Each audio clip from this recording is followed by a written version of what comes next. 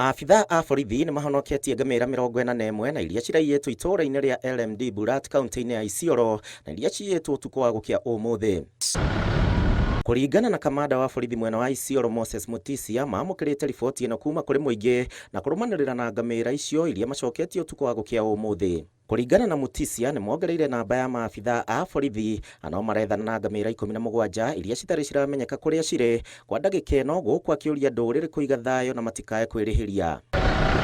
Ndeto ĩno yũkĩte thikũ igĩrĩ tu thutha wa andũ atatũ kũragwo mwena ũyũ hingo ya ũici wa mahiũ, ndeto ĩrĩa yacũngĩrĩirie kũragwo kwa ekũĩrwo erĩ makĩng'ethanĩra na maabitha a borithi. I want to appeal to those who think that they may be doing of that to stop it, because we are on high alert and the investigation is on.